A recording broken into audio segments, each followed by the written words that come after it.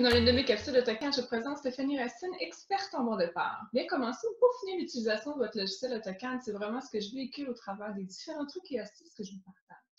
Sans plus tarder, je vous invite à aller visiter ma page web au www.stephanie-cadasser.com.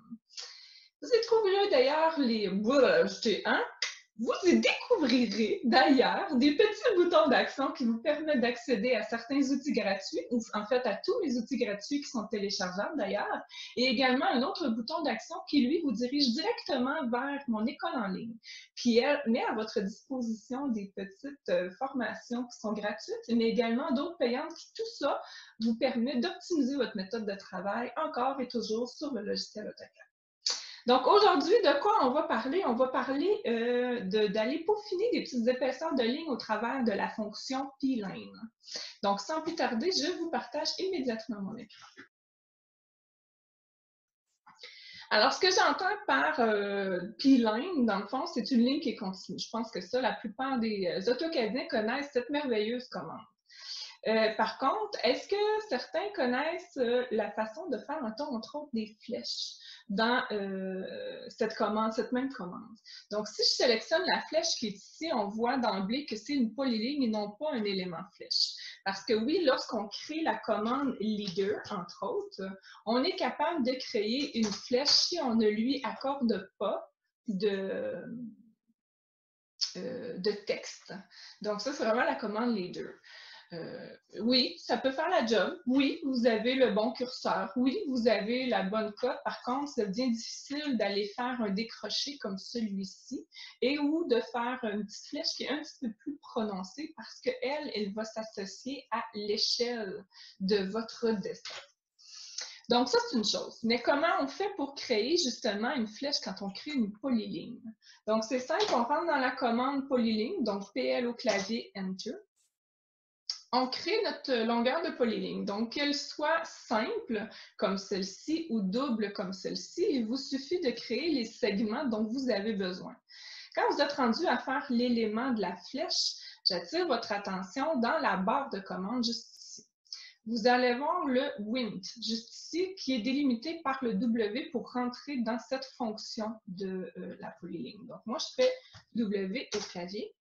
Et là, ici, il me demande de mettre l'épaisseur de la ligne que je souhaite avoir en débutant, donc à son point de commencement.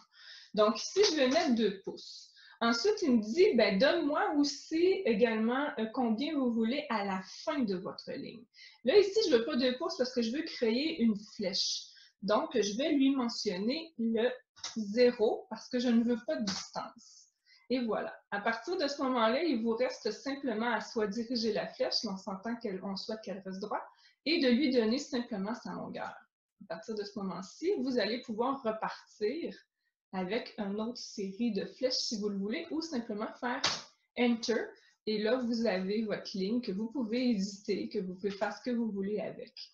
C'est le même principe également pour créer une ligne lorsqu'on veut fermer en fait une cotation ou plutôt un détail de mur. Donc, si je voudrais aller mentionner le détail de mur qui est ici, que ça c'est un mur 4x8 et lui donner sa composition. Je rentre encore une fois dans ma commande P-Line. J'arrête ici ou un petit peu avant et je crée encore une fois le Wind. Je lui dis 2 pouces. 0. Ici, je vais arrêter sur cette ligne-là. Je vais aller rechercher l'autre ligne ici. Je vais dire encore une fois le Wind. Là, c'est le contraire parce que je veux que les flèches se fassent face. Donc, je commence par le 0, ensuite le 2, et là, je crée une autre ligne. Et là, ici, si je ne redemande pas le Wind, il va rester à une épaisseur de 2 pour le prochain segment. Donc, je dois encore revenir dans la commande Wind. Et je dois lui dire 0, 0 pour revenir à une épaisseur de ligne normale. Alors, c'est ce qui m'était fait à cette petite capsule. J'espère que vous avez apprécié et que vous allez pouvoir l'utiliser dans le cadre de vos fonctions sur vos dessins, vos différents dessins AutoCAD. Donc, sur ce, je vous dis à la prochaine capsule.